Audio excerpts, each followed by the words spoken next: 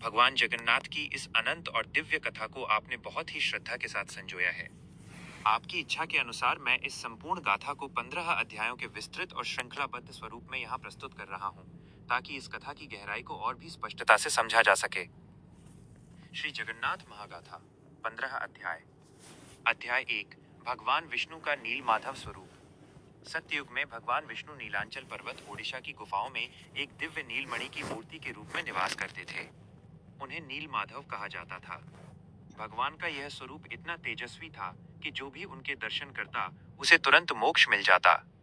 सृष्टि के नियम को बनाए रखने के लिए यमराज ने भगवान से प्रार्थना की कि वे स्वयं को गुप्त कर लें, ताकि कर्मों का फल बना रहे। अध्याय 2। राजा इंद्रद्युम्न का स्वप्न और संकल्प। मालवा के परम प्रतापी और विष्णु भक्त राजा इंद्रद्युम्न के मन में भगवान के साक्षात दर्शन की तीव्र इच्छा जागी। एक रात भगवान ने उनके स्वप्न में आकर संकेत दिया कि वे नीलांचल पर्वत पर नील माधव के रूप में विराजमान हैं। राजा ने प्रतिज्ञा की कि वे भगवान को खोजकर एक भव्य मंदिर में स्थापित करेंगे। अध्याय 3। विद्यापति की गुप्त खोज। राजा ने चारों दिशाओं में दूत भेजे। पूर्व दिशा की ओर ब्राह्मण विद्यापति गए। घने जंगलों में भटकते हुए वे शबर आदिवासी बस्ती पहुंचे।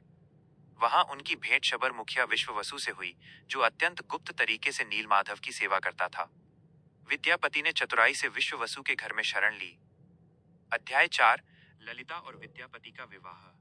विश्ववसु की पुत्री ललिता को विद्यापति से प्रेम हो गया।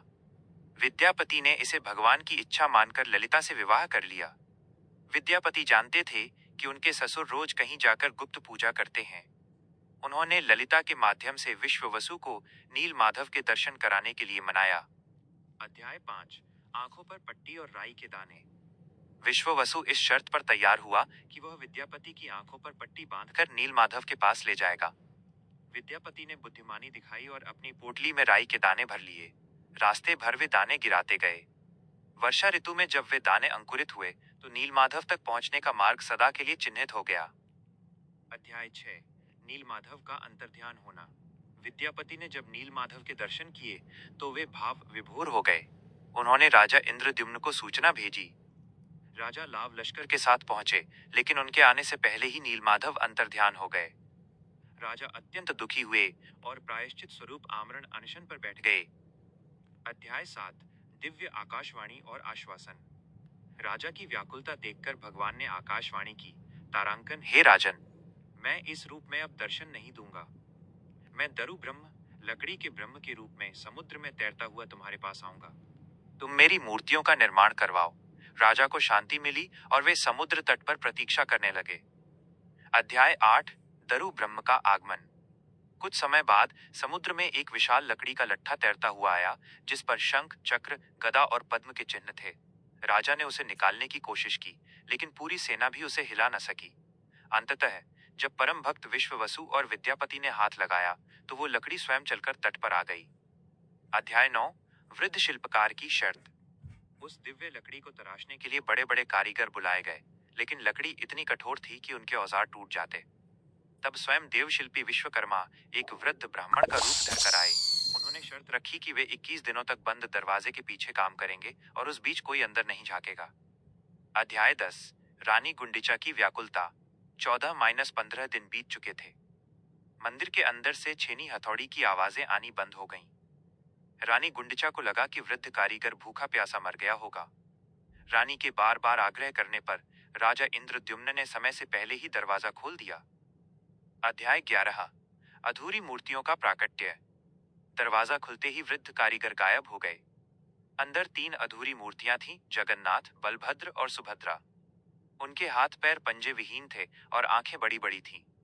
राजा अपनी गलती पर पश्चाताप करने लगे कि उन्होंने शर्त क्यों तोड़ी। अध्याय 12। भगवान की इच्छा और स्वीकृति। राजा को विलाप करते देख भगवान ने पुनः दर्शन दिए और कहा, तारांकन राजन, दुखी न हो। यह मेरा यही स्वरूप संसार में पतित पावन कहलाएगा। इन अधूरी मूर्तियों में ही मेरा पूर्ण वास है। मैं इसी रूप में भक्तों के दुख हरूंगा। राजा ने अत्यंत हर्ष के साथ मंदिर का निर्माण पूर्ण किया। अध्याय 13। ब्रह्म पदार्थ का रहस्य। इन मूर्तियों के भीतर एक अत्यंत गोपनीय ब्रह्म पदार्थ स्थापित किया गया। माना जाता है कि यह स्वयं भगवान कृष्ण का हृदय है जो आज भी धड़कता है। हर 12-19 वर्ष में जब मूर्तियां बदली जाती हैं, नवकलेवर, तब इस पदार्थ को पुरानी मूर्ति से नई में स्थानांतरित किया जाता है। अध्याय 14, रथ यात्रा की परंपरा। भगवान जगन्नाथ ने अपनी मौसी के घर गुंडीचा मंदिर जाने की इच्छा जताई, जिससे रथ यात्रा की शुरुआत हुई। यह संसार का एकमात्र उत्सव है जहां भगवान स्वयं चलकर अपने भक्तों के बीच सड़क पर आते हैं, ताकि वे भी उन्हें देख सकें जिन्हें मंदिर में प्रवेश की अनुमति नहीं थी।